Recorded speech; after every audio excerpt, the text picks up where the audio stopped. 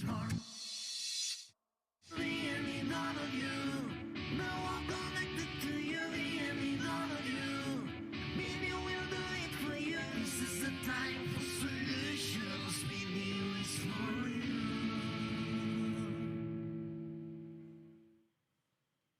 Buenos días. Seguimos impulsando la nueva economía en esta jornada de la Barcelona New Economy Week desde el D-Factory Barcelona, el corazón del distrito 4.0 de la industria, que aspira también a ser un polo mundial de atracción y ya cuenta con más de 40 empresas en este ecosistema que forma el D-Factory de la mano del Consorci de la Zona Franca de Barcelona. Muy rápidamente ha llegado aquel momento que tenemos y queremos agradecer a los patrocinadores que año tras año siguen confiando en este evento, especialmente a la Generalitat de Catalunya, l'Ajuntament de Barcelona, Barcelona Activa, la Diputació de Barcelona, el BBVA, CaixaBank, Ibercaja y la área metropolitana de Barcelona. Hemos hablado de mutuas en el anterior panel y ahora, con el foco todavía de la inteligencia artificial, vamos a centrarnos en cómo este ya está cambiando de forma integral los sistemas de salud y cómo también la IA puede ser un elemento de valor añadido a todos estos procesos. Presentaremos experiencias, casos prácticos de organizaciones de salud, startups y también de la industria en general médica. Vamos a presentar ya a la moderadora Ángeles Barrios, directora de Asuntos Públicos de la EIT Health Spain. Esta organización es el nodo de salud en España que forma parte de la European Institute of Innovation and Technology, un organismo financiado también a su vez por la Comisión Europea.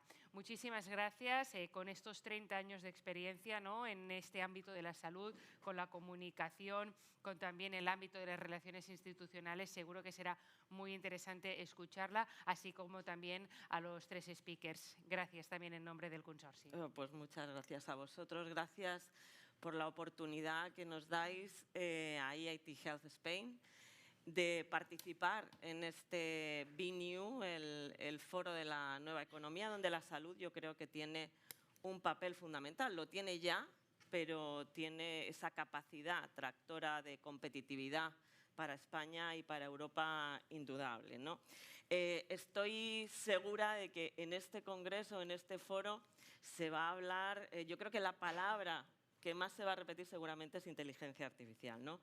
Y como decía la presentadora, lo que queremos profundizar en este panel es cómo esa inteligencia artificial puede ser esa palanca de transformación, ¿no? Al final, lo que queremos es que nuestros sistemas sanitarios sean más sostenibles, más resilientes, queremos más impacto en los pacientes, pero ¿puede la inteligencia artificial realmente conseguir esa transformación? ¿Puede conseguir todo ese beneficio que esperamos para los pacientes? Pues de esto es de lo que vamos a hablar y con tres ponentes que la verdad es un lujo reunirlos. Sus agendas son absolutamente locas, con lo cual tengo que agradecerles especialmente. Y voy a pasar a presentarles. El primero, el que tengo más primero a mi izquierda es Santiago de Torres, presidente de Atris Health, miembro de la Comisión Ejecutiva de la Asociación Salud Digital y de Asebio y vicepresidente de la Fundación Pascual Maragall, entre otras muchas cosas. Hemos estado hablando hace un momento, si me extendiese aquí explicando en todas las organizaciones en las que está presente no terminaríamos, pero muchísimas gracias, Santiago, por estar aquí. También tenemos más a la izquierda, en el centro, Montse Davant, también es directora de Planificación Estratégica e Internacionalización en Biocat y es presidenta del Consejo Europeo de Bioregiones, también recién llegada casi de Bruselas, y gracias por estar aquí. Y más a la izquierda, Jaume Raventós, director gerente del Hospital del Mar, presidente de la Asociación Salud Digital y yo creo que un referente claro en el ámbito de la salud y de la salud digital en España. Yo voy a pasar sin más a la discusión, ¿no? Y ya sabéis que vamos a tratar de que habléis lo que queráis y que habléis también entre vosotros y os interpeléis sin necesidad de que yo os haga preguntas, aunque os las voy a hacer, ¿eh? Y voy a empezar además por Montse. Montse, Vamos a la primera pregunta, así de arranque, la fácil, ¿no? En tu experiencia, ¿crees que la inteligencia artificial tiene la capacidad de convertirse en esa puerta, ¿no?, para la transformación del sistema sanitario? Te la hago a ti, pero yo creo que para empezar podéis comentar todos vosotros. Montse. Pues gracias, primero, gracias por la invitación a estar con vosotros, porque es un lujo poder conversar con esta audiencia y con el resto de ponentes. Y gracias, Ángel, especialmente por invitarme. Yo creo que el tema no puede ser más pertinente, porque evidentemente toda la evolución que se prevé de los sistemas de salud en el entorno europeo, en el entorno global, pasa por las tecnologías, y el foco está sobre todo en la inteligencia artificial. Porque no se trata tan solo del ámbito puramente asistencial. Cuando llegas al ámbito asistencial ha habido toda una serie de procesos previos que pasan desde el drug discovery, el reclutar pacientes o voluntarios para los ensayos clínicos, optimizar los ensayos clínicos, hacer cribados, nuevos biomarcadores. Es decir, la inteligencia artificial no solo está en el ámbito asistencial, sino en todo lo que le precede. Por tanto, no se puede imaginar una transformación del sistema de salud si no pasa por un enfoque holístico de cómo la inteligencia artificial está incidiendo. Es más, el sistema asistencial europeo en concreto, y vamos a centrarnos aquí porque es un sistema muy propio, está totalmente enfocado a ser transformado con la inteligencia artificial. Por tanto, obviamente que tendrá este efecto, ¿no? Y luego también tenemos en cuenta que no tenemos aún todas las herramientas implementadas. Es decir, en los próximos 3, 4, 5 años lo que estaremos viendo es cómo tendremos que acelerar esta evolución y esta adaptación a lo que iremos encontrando. La generativa es un ejemplo, pero es que ya no estamos en Machine Learning, que es lo que estábamos hablando hace un año o 2. Ahora estamos en el Deep Learning y ahora estamos en poder incluso identificar más allá, es decir, generar, cuando hablamos, por ejemplo, de la investigación, todo el aspecto del plegamiento de proteínas, el conocimiento que nos está llevando más allá, es decir, dónde no está incidiendo la inteligencia artificial y dónde no transformará cómo atendemos, cómo enfocamos ya no los pacientes, sino la salud. Porque no se trata de un sistema de enfermedad, sino un sistema de salud con la inteligencia artificial. Y es un paso rápido, a lo mejor entraremos un poco más en las tecnologías en concreto, pero no se prevé esta transformación sin la inteligencia artificial. Seguro que tenéis muchos comentarios también al respecto, pero vamos a continuar en este ámbito de la oportunidad, ¿no? Yo creo que siempre hablamos de los retos, ¿no?, de la inteligencia artificial, vamos a hablar también de ellos, pero hablando de la oportunidad, Santiago, desde la perspectiva de la industria sanitaria, la que representas, ¿cómo está ya contribuyendo la inteligencia artificial a esa transformación? ¿Qué posibilidades nos está abriendo? Y danos ejemplos concretos para que podamos también materializar. Yo, cuando me toca hablar así en público, empiezo siempre con una petición que consiste en pedir que cambien el nombre del Ministerio de Sanidad por el Ministerio de Salud. Bien. Yo creo que la sanidad es cuando la salud falla y el Ministerio tiene que ocuparse de promoverla, prevenir, hacer prevención y luego, si falla, atender a los pacientes, ¿no? Es de los pocos ministerios que nos quedan en Europa que se llaman de sanidad todavía. O sea, hay una petición a ver si esto un día cala y lo cambian, ¿no? Sobre la otra cuestión, los sistemas de salud son claramente insostenibles. La demanda va creciendo, la población envejece. En España tenemos 3 millones de personas de más de 80 años. Los varones de más de 85 en España, el 50% tendrán un cáncer. No hay especialistas suficientes para atender la demanda. La cronificación de las patologías encarece mucho lo que representa todo esto. Por consiguiente, estamos ante un escenario francamente complejo y difícil de resolver. Vamos a empezar por lo grande. Y la tecnología, las tecnologías y la IA al frente nos ayudan bastante a poder hacer cosas mucho más interesantes. Es como si yo viniera ahora, por cierto, vengo de Madrid esta mañana y llevaba la corbata que en Madrid llevamos y no me la he quitado, y ahora me doy cuenta que aquí sobra, así que olvídenla, cuando vuelva a Madrid me la volveré a poner. No, pensaba que tú vas en un puente aéreo y hay un comandante y hay un copiloto. La IA es el copiloto. La IA es aquello a lo que le pedimos a tiempo real mucha información, que nos da muchos datos para que nosotros podamos seguir llevando el avión, pero con toda la información a tiempo real de cosas que antes no podíamos tener, ¿no? La IA tiene que asegurarnos 3 cosas. La sostenibilidad del sistema. La accesibilidad, no puede ser que hay gente que viva en lugares remotos, que no tenga acceso a especialistas porque no existen, y la igualdad. Las desigualdades en la percepción de la salud son inmensas y las tecnologías tienen que cambiar eso, si no sería un desastre, ¿no? ¿En qué sirven? Hay un debate, ahora lo empezaba a plantear ella, la generativa, ¿no? Pero hay cosas que sí que las usamos y la usamos muchísimo. Lo que podría ser, por ejemplo, todas las pruebas de triaje. Son pruebas que haces a miles de personas de la población, electrocardiogramas. Oye, pues si es de triaje, la IA te dirá, mire, de cada 100, que te dice, hay 8 que en mi logaritmo salen fuera de, pero hay 92 que es exactamente lo que estoy programado. Por tanto, te ahorras que un cardiólogo vea 92 electros. Fondo de ojo. El fondo de ojo es una ventana al organismo. El fondo de ojo no es solo para la vista. El fondo de ojo te dice si puedes tener una demencia, si puedes tener una hipertensión, el fondo de ojo, y te puede decir una alteración de retina.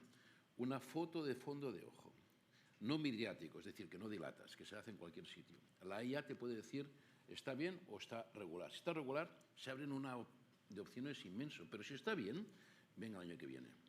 Y eso es lo que nosotros estamos notando ahora. Nosotros hacemos mamografías con IA de triaje, no de diagnóstico, de triaje.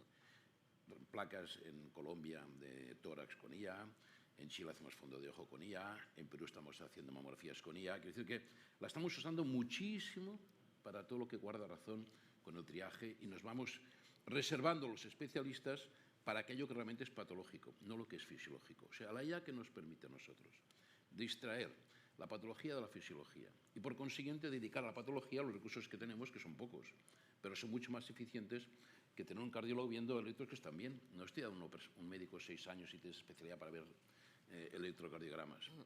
Y esa es la gran oportunidad que la IA nos brinda ahora, junto a todo el diseño molecular y tantas otras cosas, ¿no? Yo siempre digo que un dato no hace nada. Muchos datos curan, si los gestionamos bien. El debate hoy es datos e IA. ¿Cómo gestionamos esta doble situación? ¿Cómo cargamos los organismos de datos para que la IA sea cada vez más eficiente? Vamos a hablar de datos también después. Pero, Jaume, todos estos beneficios, ¿no?, de los que está hablando Santiago, ¿no? ¿Cómo los adoptamos en las organizaciones sanitarias, ¿no? ¿Cómo se está, digamos, manejando esto en una organización también como la tuya, pero bueno, como en las organizaciones sanitarias en Cataluña y en España? ¿Y cuál es tu experiencia en este sentido? Bueno, primero de todo agradecer, ¿no, Ángeles, que nos hayas invitado a participar en este foro. Realmente yo creo que la IA forma parte de algo mucho más complejo, ¿no?, que es la transformación digital. Yo creo que quizás a veces nos enfocamos demasiado en la herramienta, en este caso en la inteligencia artificial, pero no tenemos en cuenta que el uso de estas herramientas comportan cambios organizativos muy importantes en las organizaciones, ¿no?, y un impacto, como comentaba ahora Santiago, pues importante en la producción diaria, en el día a día de nuestras organizaciones, sean hospitales o centros de primaria. Por consiguiente, a mí me gustaría también poner foco en lo que ha sido la transformación digital. La IA no se puede aplicar como una herramienta aislada del resto de la organización, sino que realmente te sugiere, te obliga a hacer cambios en la forma de trabajar. Y esto es lo que nos cuesta. El sector de salud no somos precisamente, digamos, unos hooligans de cambiar nuestras formas de trabajar.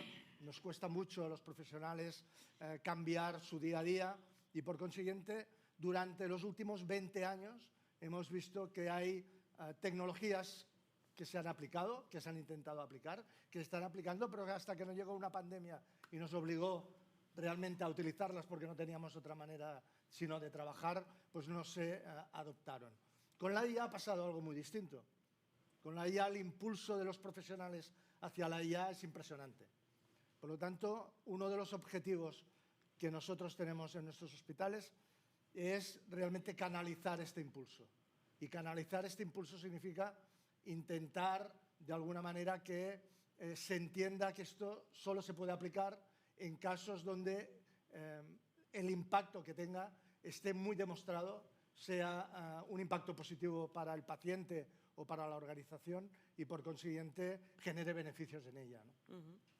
Pues un poco pasando de la oportunidad a los retos y siguiendo precisamente con lo que estás comentando, ¿no?, de los profesionales. A mí me gustaría un poco entrar en esa parte de qué nos queda por hacer, en qué punto estamos, ¿no? Y a nivel de skills de los profesionales, skills también de los gestores, a nivel de formación, dónde tenemos los retos y sobre todo, qué podemos plantear para superarlos, ¿no? Vamos a tratar de dar un poquito de soluciones aquí en la mesa también. Jaume. ¿Sigo yo? Sí, sigue tú, claro, ya que estabas hablando de profesionales, luego que sigan los demás. Bueno, un poco, como comentaba, yo creo que hay una parte, al final uno de los factores de éxito más importantes o de fracaso es el compromiso de los profesionales con el cambio, ¿no? Y está claro, está clarísimo que la inteligencia artificial, y repito, como las tecnologías digitales, nos obligan a cambiar. Por consiguiente, esta es una barrera. Cuando el otro día en un congreso pregunté, oye, ¿cuáles las dificultades que habéis tenido en la implantación de la tecnología digital? Lo primero que te dicen es la resistencia al cambio. Por lo tanto, tenemos que abordar esto con nuestros profesionales. ¿Cómo? Aprovechando el impulso y el ímpetu que tienen algunos, que son auténticos hooligans del uso de la inteligencia artificial, y por otra parte nos queda una parte muy importante de formación, de explicar realmente a nuestros profesionales el lado bueno de la IA, que lo tiene, pero también el lado oscuro de la IA, que también existe. Por lo tanto, hay una parte de formación hacia nuestros profesionales que creo que es básica. Sí, no sé.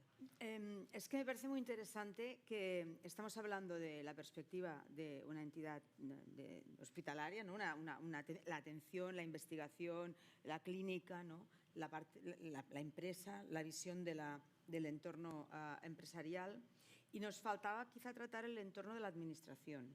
Es decir, y ahora mientras estaba escuchando a mis dos compañeros de mesa, el principal gasto que tienen, y hablábamos de la sostenibilidad de los sistemas sanitarios, de la salud, porque aquí el Departamento de Salud yo creo que en este sentido va en la línea de la salud, ¿no?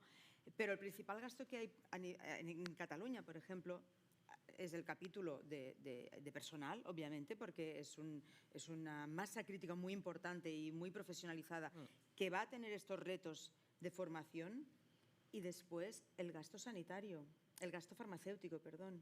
Es decir, cuando estamos pensando en cómo la inteligencia artificial puede ayudar también a optimizar este aspecto que a lo mejor no lo teníamos en cuenta, es decir, estamos hablando de que la inteligencia artificial nos ayudará en todo lo que es el drug discovery a nivel de la industria o de la empresa, en lo que es el planteamiento de los ensayos clínicos, reclutar a los pacientes, optimizar, limpiar, hacer un poco de machine learning o deep learning para limpiar algunos datos, alinear resultados, pero luego viene todo el ámbito asistencial y el tratamiento. Y en el gasto farmacéutico hay un papel de la inteligencia artificial que no es menor y también conlleva la necesidad de adaptar a nivel de talento quien está en la administración o quien está gestionando este gasto y saber utilizar las herramientas de optimización, de análisis de datos, los algoritmos necesarios.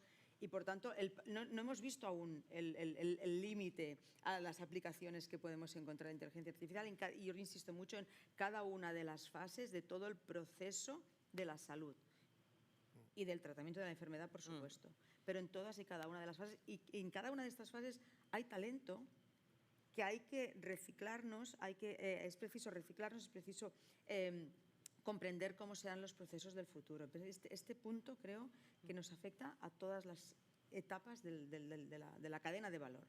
Pues ya que estoy contigo, Monsi, después también con Santiago, yo creo que es una pregunta que os puedo remitir a ambos, ¿no? Pero estás hablando de datos, ¿no? Y aquí en la implantación, ¿no? Y en la implementación es donde muchas veces tenemos los grandes retos, ¿no? Tenemos acceso a datos, ¿no? Tenemos la capacidad de compartir datos, un marco regulatorio, pero tenemos la calidad, la fiabilidad, la representatividad que necesitamos en estos datos. Tenemos también la capacidad técnica, ¿no? Porque quizá todavía está un poquito verde, ¿no? Para acceder a todos esos datos que necesitamos y que realmente puedan generar todo el impacto que necesitamos. A los dos os hago la pregunta, si quieres Santiago, si quieres Monse, como queráis.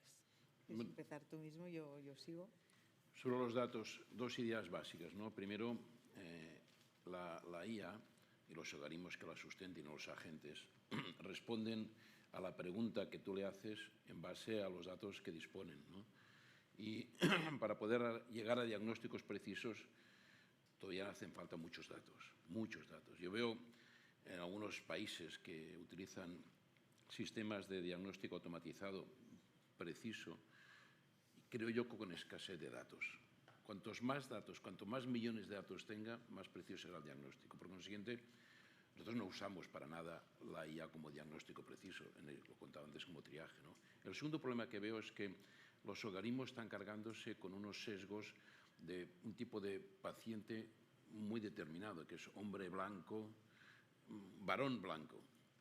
Y ya sabemos todos, y hay últimamente recomendaría bastantes publicaciones que están saliendo sobre esto, que hay las mujeres tienen unos perfiles patológicos cardiovasculares que no tienen los varones, que los negros tienen perfiles patológicos que no tienen los blancos, y si solo cargas los organismos con perfil de hombre blanco, lo que puede concluir después la IA está muy sesgado por y los errores son importantes. Por consiguiente, hay que cargarlos con la distribución poblacional que tenemos en el mundo, ¿no?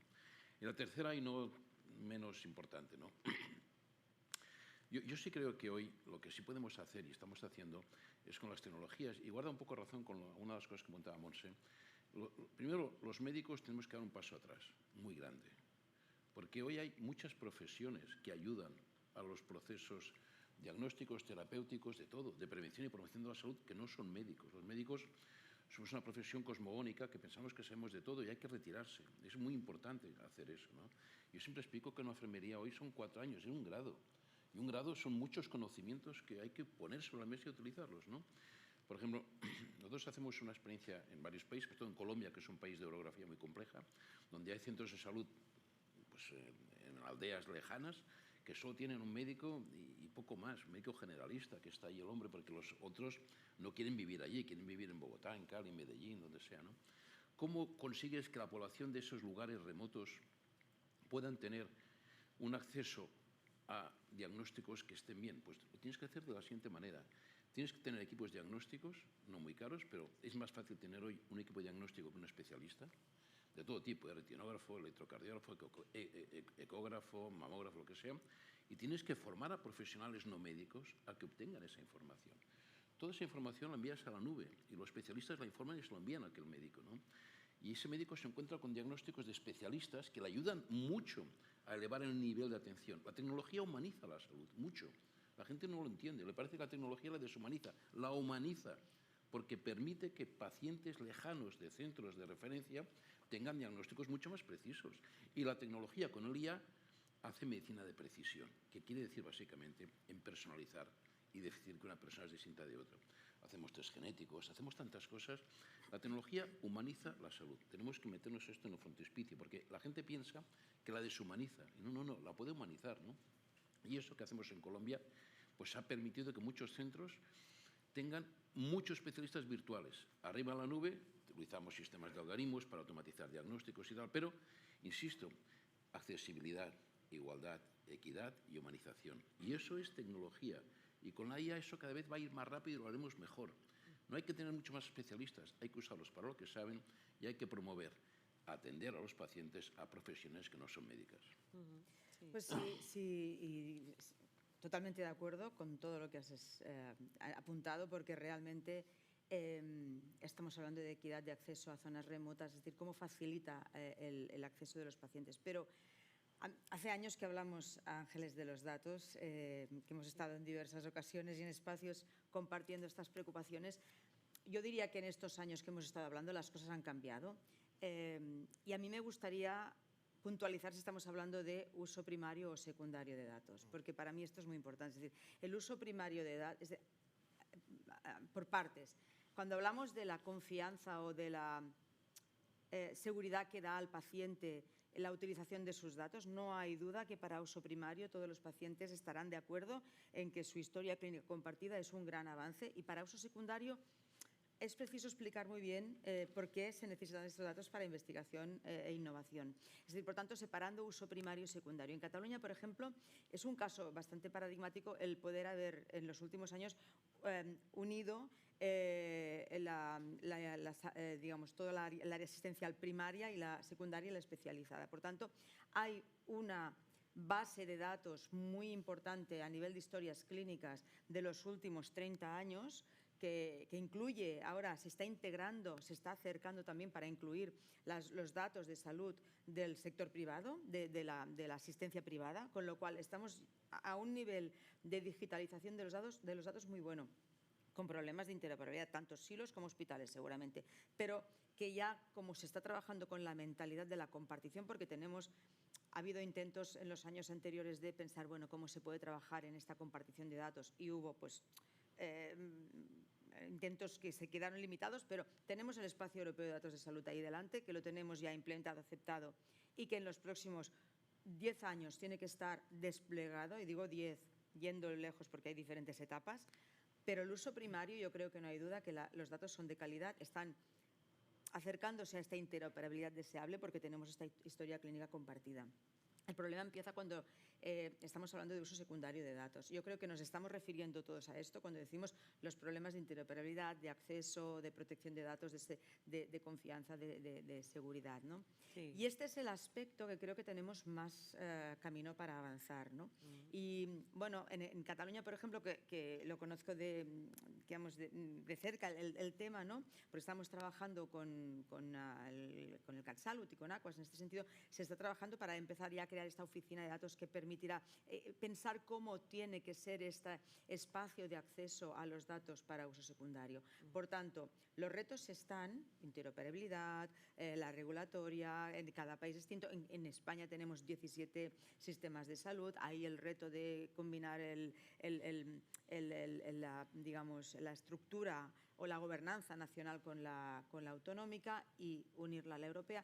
Pero estos retos, yo creo que cuando empezábamos a hablar del tema hace un par o 3 de años, Ángeles, y ahora, yo creo que podemos decir que los datos son de más calidad porque ya se están recogiendo pensando en esto, se están trabajando con herramientas de inteligencia artificial para mejorar la calidad del outcome de estos datos y se están adaptando a las herramientas tecnológicas, por tanto no es un tema de tecnología.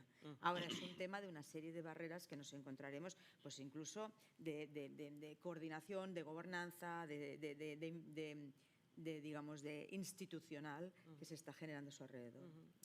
No, solo siguiendo el hilo de la conversación. En los hospitales está ocurriendo un cambio cultural muy significativo, ¿no? Que antes costaba mucho que los profesionales entraran datos en el sistema. O sea, la gran lucha que teníamos, oye, has de poner todos los datos que puedas en el sistema. ¿Qué pasaba? Que la explotación de estos datos era muy complicada. Entonces, claro, el profesional decía, ¿para qué los voy a poner? Si luego no los puedo explotar y no puedo sacar información de estos datos, ¿no?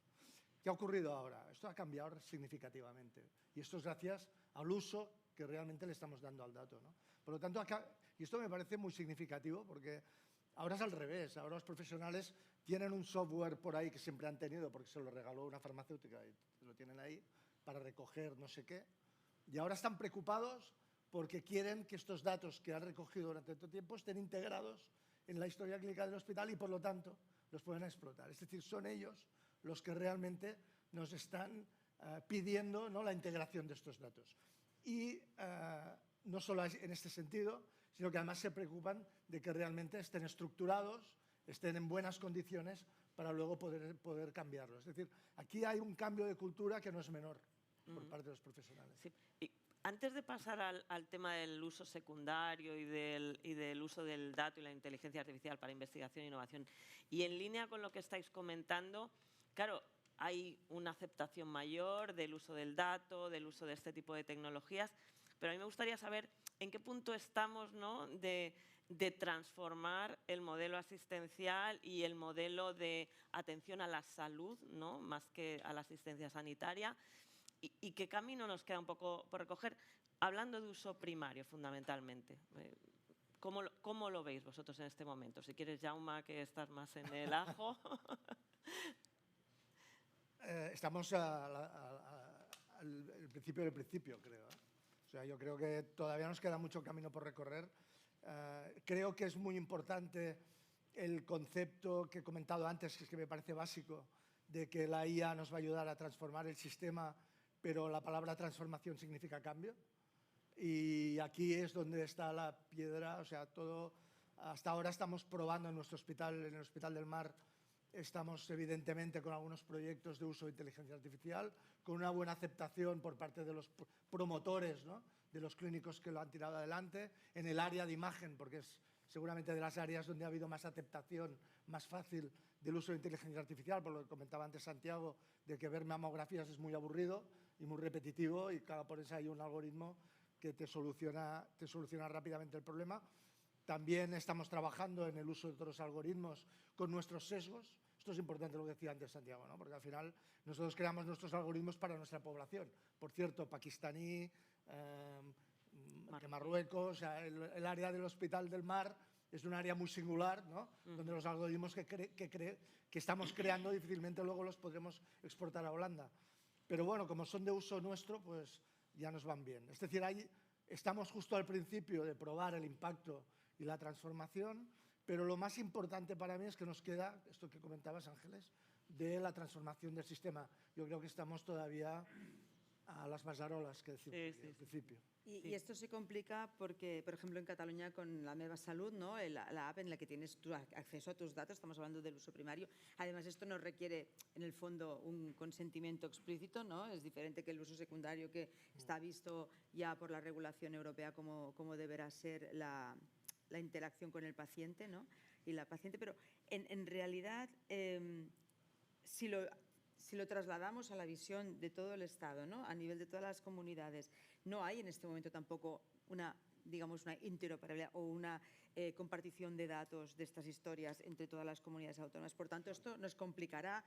Hay algunas en las que sí que existe, pero siempre hay algunas brechas para llenar. O sea, que estamos hablando del uso primario, que es, digamos, lo sencillo de la historia, ¿no?, y aún estamos como decías, bueno, estamos en el principio del principio, no solo por los, y déjame utilizar esta palabra, los silos que hay a nivel de cada hospital, incluso dentro de cada hospital, entre, digamos, especialidades, porque a lo mejor, como se recogen los datos en oncología y dermatología, después no puedes encontrar, o no todos los profesionales tienen acceso a la historia clínica completa, y por tanto, esto es un reto que para uso primario, los hospitales lo están trabajando, obviamente, pero a nivel de la administración se está también trabajando muy intensamente desde la oficina de datos de CatSalut, por ejemplo, para intentar evitar que esta fragmentación tenga un impacto y afecte a la calidad asistencial, que al final es lo que estamos hablando, ¿no? Bueno, también lleva llegando la Ley de Salud Digital, que está ahí en puertas, a ver si también puede abordar esto. ¿Sí, Santiago? Voy a hacer una especie de ejercicio teórico de traer el futuro al presente. Vale. Yo creo que avanzamos hacia una sociedad líquida, ¿no?, veniendo de una sólida. Y cuando es líquida quiero decir que estamos acostumbrados a hospitales, consultas y todo cambia, ¿no? Lo que nos interesa a todos ahora es pensar cómo hago que un hospital sea líquido. Quiere decir que el paciente esté 2 o 3 días, luego pueda ser monitorizado en su domicilio por otro tipo de servicio, que pueda hacer prevención antes, que de alguna manera el paciente sea sujeto activo de su propio cuidado. Y eso es hacia donde vamos, ¿no? Y para conseguir eso hace falta que la interoperabilidad y los datos puedan circular rápidamente por estos ríos de liquidez. Los hospitales serán distintos, ya no van a ser el eje de la salud, ni mucho menos, será distinto.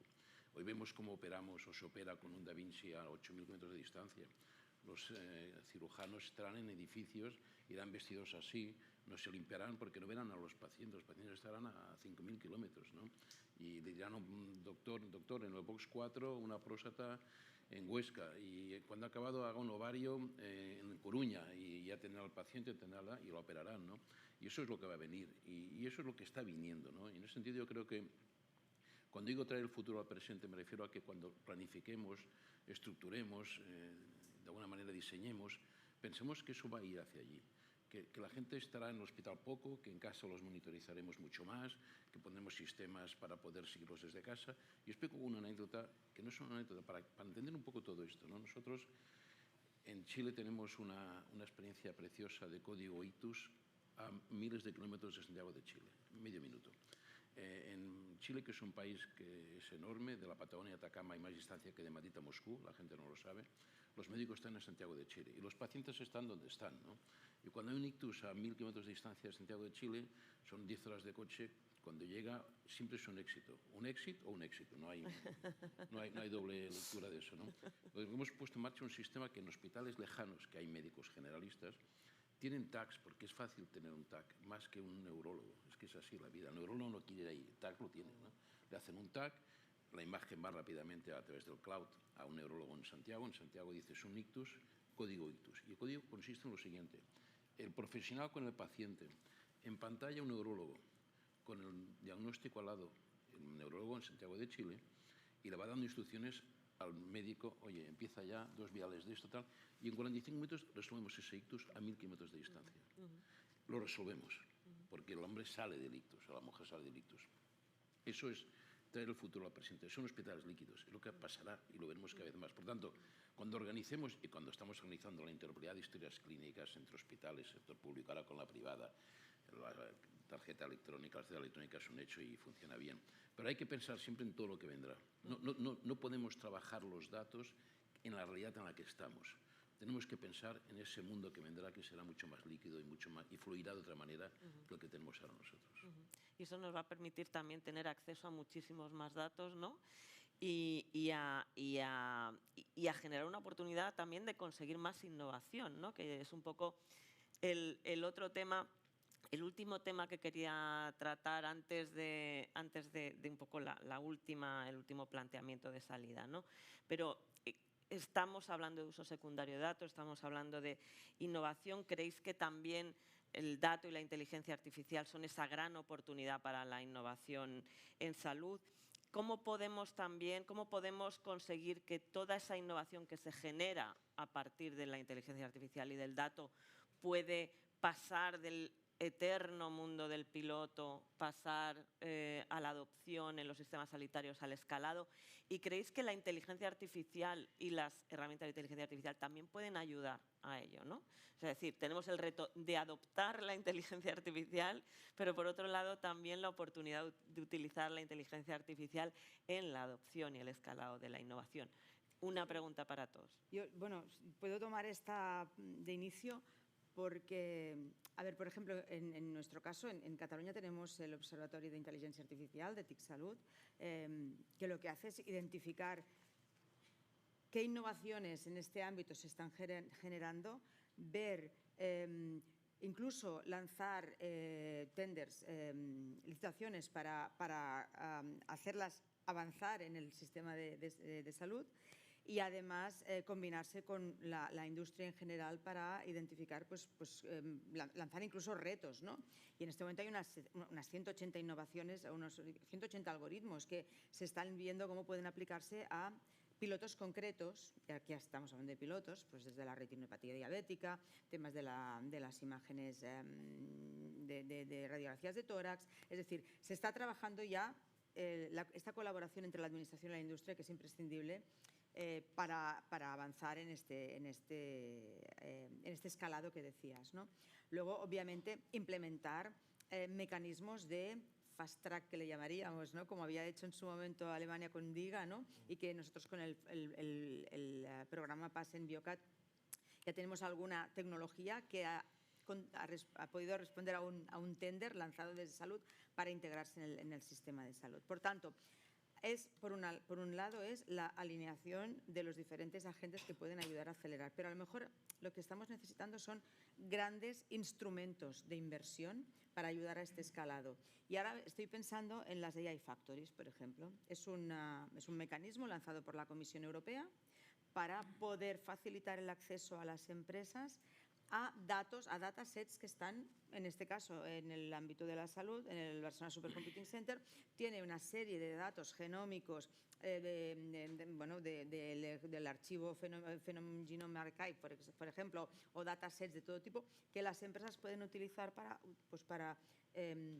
escalar sus productos o avanzar hacia el mercado, ¿no? Por tanto, hace falta, por una parte, alinear los diferentes actores que tienen, digamos, un papel en esta aceleración de la tecnología hacia el mercado y al paciente, porque al final lo que queremos es que llegue al paciente, ¿no? Y por otro lado, con la complicidad de la administración, pero con grandes tickets, necesitamos que puedan a su vez atraer a la inversión privada, y estoy pensando ahora en los IPCEI que conocemos perfectamente, el Med4Cure funcionó perfectamente. Bueno, pues esta gran alianza entre fondos europeos, fondos regionales, nacionales y la industria sería lo que permitiría este paso, ¿no? Este gran paso que estamos queriendo dar en el ámbito de los datos, ¿no? Y por tanto estos retos se podrían enfocar con esta alineación. Y por fin, no hemos hablado mucho de pacientes, pero no hemos hablado de cómo integrar los pacientes en este proceso. Por tanto, yo creo que en todas estas etapas el rol del paciente es imprescindible. Esa es otra discusión. Tenemos 3 minutos para terminar esta discusión última, ¿no? Porque luego cerramos en un minuto con Jaume. Quizá comentas. No, a mí lo que más me preocupa de lo que estoy viendo no está muy ordenado, digamos, ¿eh? O sea, el otro día el secretario general del Ministerio de Sanidad nos comentaba en un congreso que en estos momentos hay 17 proyectos de algoritmos en España para poder detectar la sepsis de forma muy temprana, ¿no? 17 hospitales en nuestro país que están trabajando en lo mismo. Por lo tanto, y en Cataluña pasa igual, ¿eh? O sea, en algoritmos de mamografía ahí pegas una patada y te salen bastantes. Por lo tanto, canalizar esto yo creo que es el gran reto que tenemos, y esto no es fácil, esto no es nada fácil. Por lo tanto, pasar del piloto a la adopción pasa por encontrar los mecanismos de canalizar esta adopción de forma eficiente. Un minuto. No, yo diría una piedad sobre los datos. Yo creo que lo que es obligado en este escenario es la colaboración público-privada. El otro día leía yo lo que un laboratorio farmacéutico americano grande ha invertido en IA 1.500 millones de dólares. 1.500 millones de dólares. Es imbatible. O sea, no hay administración capaz de poder dotarse de recursos para poder profundizar. Lo que hay que hacer es colaborar con ellos y buscar objetivos comunes, porque si no es que el sector público nunca podrá alcanzar este nivel de inversión. 1.500 millones de dólares en IA solo, vamos, es imbatible. Creo que eso... Pues como estamos cerrando, a mí me gustaría que en el último minuto y en forma de titular, por favor, dijerais las 2 medidas clave para que la inteligencia artificial sea de verdad esa oportunidad transformadora. Esas 2 cosas que tenemos que hacer de manera prioritaria. Santiago, en titulares. El primero de todos es intentar hacer un esfuerzo todos para que los datos que la IA utilice estén bien hechos, haya muchos datos, porque eso nos da la certeza. Y la segunda es la idea esta que yo intento transmitir siempre, que la IA y las nuevas tecnologías ayudan a humanizar el tratamiento de la salud. Asegurarnos que todos los esfuerzos económicos profesionales van en la dirección de la máxima eficiencia, porque es urgente la solución. Y ahora mismo estoy pensando en el dilema data lakes, datos federados. Es decir, vamos a trabajar por la eficiencia del acceso a los datos para acelerar la innovación y que hagamos llegar la solución a los pacientes. Sí, Yo diría 2. Uno que ya he dicho, que es la gestión del cambio. O sea, la IA va de transformación y de gestión del cambio. Y el segundo que no había dicho, porque es muy importante, que haya dinero para apoyarlo, que haya inversión. Y la colaboración, que yo creo que es importante, y la cohesión del ecosistema, y ahí desde EIT Health Spain nos ponemos también a disposición de todos para ayudar a esa transformación, bueno, pues con lo que tenemos, que es la inteligencia compartida de todos los actores del ecosistema. Y yo quiero destacar el enorme papel que habéis hecho en este avance desde EIT Health también. Pues muchas gracias, Montse. Gracias a los 3, de verdad yo creo que ha sido una conversación muy interesante. Gracias a todos los que estáis aquí por escuchar y gracias a los que estáis desde casa o desde la oficina.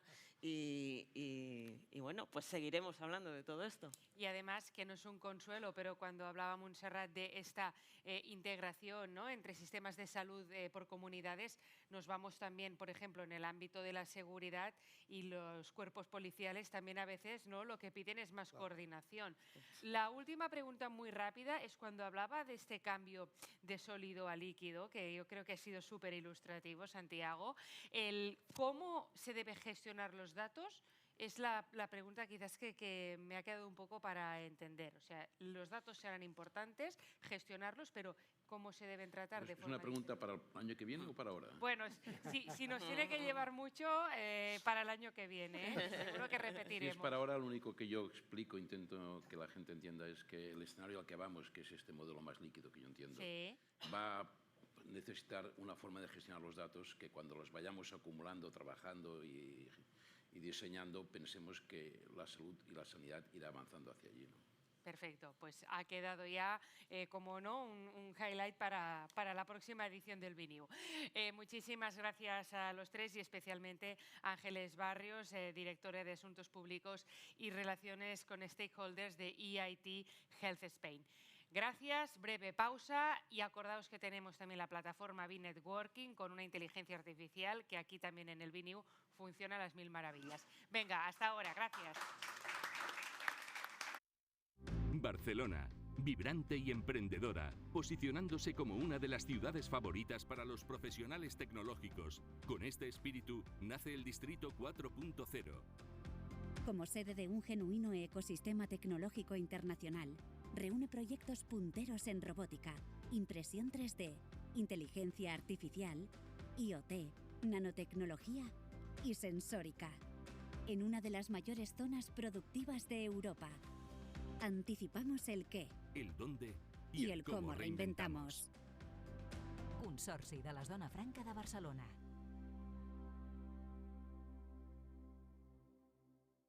Després de tant temps a l'atur, sento que torno a respirar.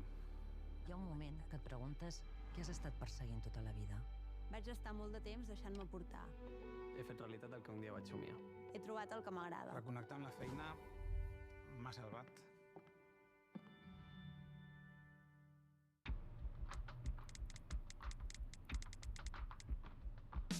Mirant la teva llum, sentint la teva olor, conèixer els secrets guardats als teus racons, sense anar més lluny,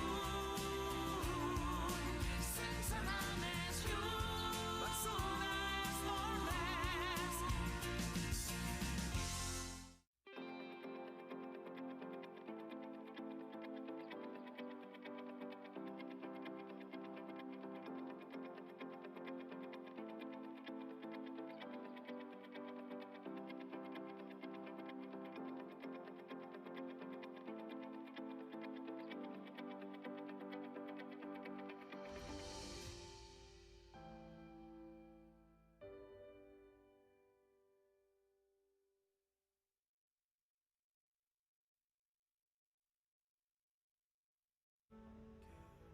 Maite, et necessito. És per la nova línia de producció. Ha sorgit una oportunitat, però no ens entra en el pressupost. Te n'envio els detalls i mirem com es pot finançar, d'acord? El millor de tenir algú a prop és que t'escolta. A CaixaBank Empreses estem a prop per acompanyar-te i portar la teva empresa on vulguis. CaixaBank, tu i jo, nosaltres. Informa't a caixabank.cat. Estamos muy bien, pero tenemos que invertir para asegurar el futuro de la compañía y de nuestra gente. Tú eres la CEO, hermanita, tú decides.